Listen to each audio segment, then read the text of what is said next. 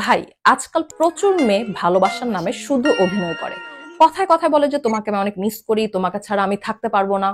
কিন্তু ভিতরে ভিতরে কি সে মানুষটা আসলে আপনাকে অনেক ভালোবাসে, নাকি আপনি শুধুই তার জন্য একটা অপশন? সে কি আপনাকে শুধু তার কথার জালে, কথার মায়ায় আটকে রেখেছে, নাকি সে প্রকৃত পক্ষে আপনাকে তার জীবনের একজন মূল্যবান মানুষ মনে করে? এই প্রশ্নগুলোর সঠিক উত্তর যদি আপনি না জেনে থাকেন এবং চোখ বন্ধ করে ভালোবাসা নামক একটা সম্পর্কে ইনভলভ থাকেন, তাহলে হয়তো সামনের দিনে এমন একটা সময় আসতে পারে যখন এই প্রশ্নগুলোর উত্তর না জানার কারণ হিসেবে, রেজাল্ট হিসেবে আপনি আপনার সেই প্রিয় মানুষটার কাছ থেকে ধোঁকার সম্মুখীন হলেন। আর না হয় সে তার প্রয়োজন ফুরিয়ে যাওয়ার পর আপনাকে আর তার পাশে রাখলো না।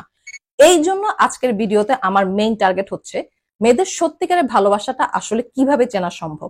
তার মধ্যে এমন কি কি লক্ষণ দেখলে বোঝা যাবে যে হ্যাঁ, এই মানুষটা সত্যিকার অর্থে আমাকে ভালোবাসে, নাকি আমাকে শুধুমাত্র তার কথার জালে আটকে রেখেছে।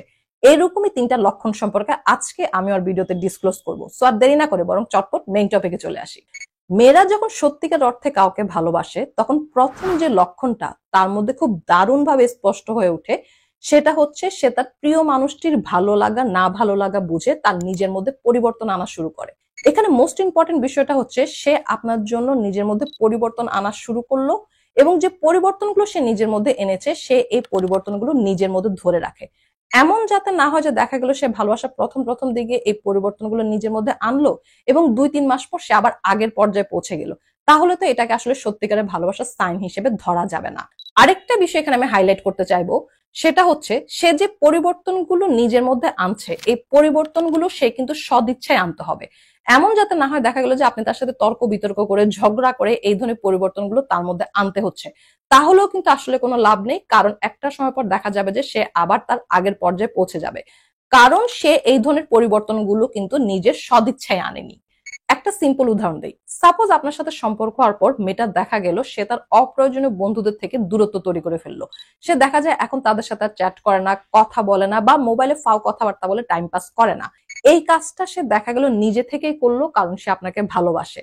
সে নিজে থেকেই রিয়েলাইজ করলো যে তার এই ধরনের কাজের জন্য বা আচরণের জন্য আপনি কষ্ট পাবেন, এবং এই জন্যই কিন্তু সে এই কাজ থেকে সরে আসলো এবং নিজের মধ্যে এই পরিবর্তনটা নিয়ে আসলো।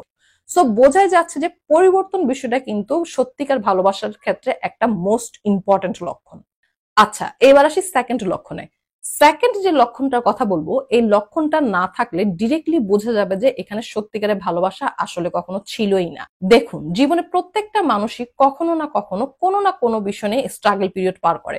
হতে পারে সেটা আপনার আর্থিক সংকট, বা পারিবারিক কোনো ঝামেলা, বা শারীরিক বা মানসিক কোনো অসুস্থতা। আপনার এই স্ট্রাগলের সময়গুলোতে আপনার প্রিয় মানুষটি হয়তো কখনো ডিরেক্টলি হেল্প করতে পারে, আবার কখনো হতে পারে যে সে ডিরেক্টলি তো আপনাকে হেল্প করতে পারছে না, কিন্তু সে আপনাকে মেন্টাল সাপোর্টটা দিয়ে যাচ্ছে। সে যে আপনার এই কষ্টের মুহূর্তগুলোতে, বিপদের মুহূর্তগুলোতে আপনাকে তুচ্ছ তাচ্ছিল্য করে ঝেড়ে ফেলে না দিয়ে বরং আপনার পাশে রইলো, আপনাকে মেন্টাল সাপোর্টটা দিল, এই সাপোর্টটাও কিন্তু তার সত্যিকার অর্থের ভালোবাসার একটা বড় প্রমাণ। কারণ জীবনে সুখের পাখি তো সবাই হতে চায়। আপনার একটু টাকা পয়সা হচ্ছে, স্ট্যাটাস আপগ্রেড করেছে, পরিচিতি হচ্ছে, তখন দেখবেন আপনার জীবনে অনেক সুখের পাখি এসেই ভর করতে চাইবে। কিন্তু যে মানুষটা আপনার কষ্টের মুহূর্তগুলোতে, আপনার স্ট্রাগলের সময়গুলোতে আপনার সাথে দিয়েছিল, তাও কোন রকম কোনো কিছু আশা করা বাদেই, সেই মানুষটাই হচ্ছে আসলে আপনার প্রকৃত সাথী। সো কে আপনার সুখের সাথী এবং কে আপনার দুঃখের সাথী, এই বিষয়টাও কিন্তু তফাৎ করতেটা আপনার জানা উচিত। আরেকটা বিষয় এখানে আমি অ্যাড করতে চাই, এমনও যাতে না হয় যে দেখা গেল যখন আপনি আপনার দুঃখের সময়গুলো পার হয়ে গেলেন, আপনার সংগ্রামের সময়গুলো পার হয়ে গেলেন, তখন আপনি আপনার সেই প্রকৃত সাথীকে জীবন থেকে ঝেড়ে ফেলে দিলেন। মানুষের বেশে এরকম অমানুষ তো বর্তমানে হর হামেশাই দেখা যায়। আচ্ছা, এবার আসি 3 নাম্বার লক্ষণে।